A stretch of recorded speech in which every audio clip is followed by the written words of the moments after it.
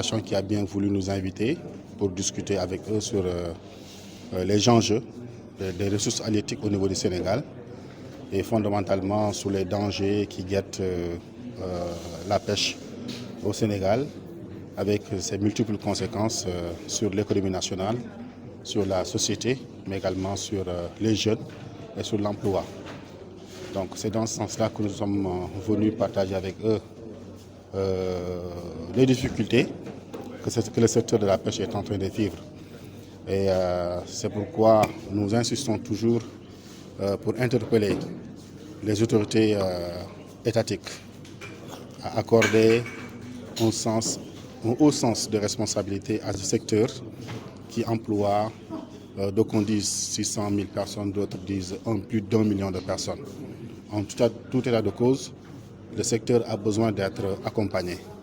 Le secteur a besoin de transparence. De transparence par rapport à la disponibilité des ressources, de la transparence également par rapport aux différents accords qui sont signés par l'État et d'autres partenaires. Le secteur également a besoin de transparence par rapport aux bateaux, pour connaître les bateaux qui sont en train d'exercer dans les eaux sénégalaises. Nous avons tout le temps, d'ailleurs tous les acteurs ont tout le temps interpellé le ministère de la Pêche à publier non seulement les licences de pêche qu'il a eu à signer, mais également à publier le nombre de bateaux qui sont en train également de pêcher dans les eaux du Sénégal, mais également d'aller dans le sens fondamentalement de la transparence pour la préservation et la sauvegarde de ces ressources halieutiques dont le Sénégal dispose. Oui, en fait, il s'agissait d'une interpellation à l'endroit du président de la République. Déjà, rappelez-vous, en février 2016, Monsieur le Président de la République avait pris l'engagement à Nouakchott de faire adhérer le Sénégal à l'initiative FITI, c'est-à-dire Fishery Transparency Initiative. Il restait des actes à poser parce que l'engagement public était une étape nécessaire mais insuffisante. Donc il y avait également un besoin pour le gouvernement du Sénégal de déterminer ou bien de désigner le ministère chargé de recevoir, de mettre en œuvre la FITI, mais également de désigner un haut responsable chargé également de la mise en œuvre de la FITI. Donc depuis 2016, on a eu le ministre Omar Gueye, on a eu le ministre Aminata Mbengue Ndiaye, on a également actuellement le ministre Alioune Ndoye. Jusqu'à présent, le Sénégal n'a pas concrétisé, n'a pas consolidé son adhésion à la FITI. Alors que c'est un instrument qui permet au Sénégal non seulement d'avoir une vue globale sur ce qu'on appelle souvent corbeille législative et réglementaire en matière de pêche, mais également d'avoir des informations sur la ressource disponible et d'avoir d'autres informations sur les montants qui sont alloués d'une part par les bailleurs dans le secteur, d'autre part également par l'État dans le secteur.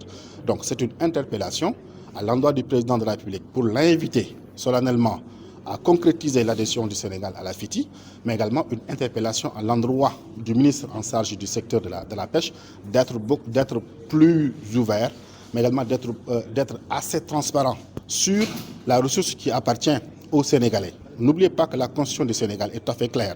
Les ressources naturelles appartiennent au peuple. Et quand on parle de ressources naturelles, ce n'est pas uniquement le pétrole et le gaz, les poissons également, les ressources halieutiques en font partie. Donc, la Constitution dit que les ressources naturelles appartiennent au peuple.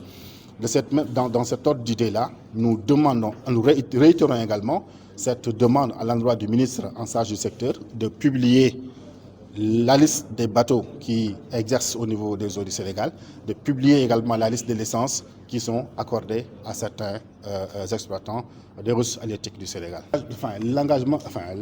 L'interpellation ici, c'était par rapport à l'adhésion du Sénégal à la FITI. Parce que, et voyez-vous, des pêcheurs sénégalais quittent le Sénégal pour solliciter des licences à la Mauritanie. Mais qu'est-ce que la Mauritanie a fait pour préserver ses ressources que le Sénégal devait faire? La Mauritanie a adhéré à l'initiative FITI. La Mauritanie va bientôt, si ce n'était pas la Covid, elle avait publié également son premier rapport. Mais le Sénégal, jusqu'à présent, on nous dit que c'est un pays de pêche, alors que les autorités ne sont pas assez transparentes pour pouvoir donner la vraie information sur la ressource disponible. Donc la comparaison, c'était par rapport à l'adhésion du Sénégal à l'ITIE, mais également à la FITI, mais également par rapport à la Mauritanie. ont interrogé également une traductrice, si je ne me trompe pas, qui est en Espagne, et qui a montré que la plupart des pêcheurs également, enfin la plupart des candidats à l'immigration clandestine, ce sont des pêcheurs. Mais pourquoi ces pêcheurs aujourd'hui quittent leur métier pour aller sur le territoire également européen? Parce que c'est une perte pour la nation sénégalaise. C'est une perte en matière de main-d'œuvre, c'est une perte également de nationalité, fondamentalement, parce que bien sûr, certains également pourront devenir autre chose que des Sénégalais. C'est une perte également pour leur famille, c'est une perte pour la nation sénégalaise. Donc, ce qui prouve tout simplement qu'il y a un échec des politiques publiques qui sont menées, en tout cas dans ce secteur-là. C'est-à-dire l'immigration clandestine par rapport au témoignage qui a été effectué ce matin également par cette brave dame-là, montre qu'il y a un échec patent de la politique de préservation des ressources halieutiques au niveau du Sénégal. D'où l'intérêt, encore une fois, plus tard du Sénégal, de revenir en arrière et d'aller dans le sens et d'écouter surtout les acteurs. D'écouter les professionnels. On n'a pas besoin de bras de fer dans un contexte de Covid où on a besoin de croissance également dans tous les secteurs. Donc il appartient aujourd'hui aux autorités de tracer la voie de la transparence. Seule la voie de la transparence peut permettre de ce qu'on appelle une émergence, surtout dans le secteur des ressources halieutiques.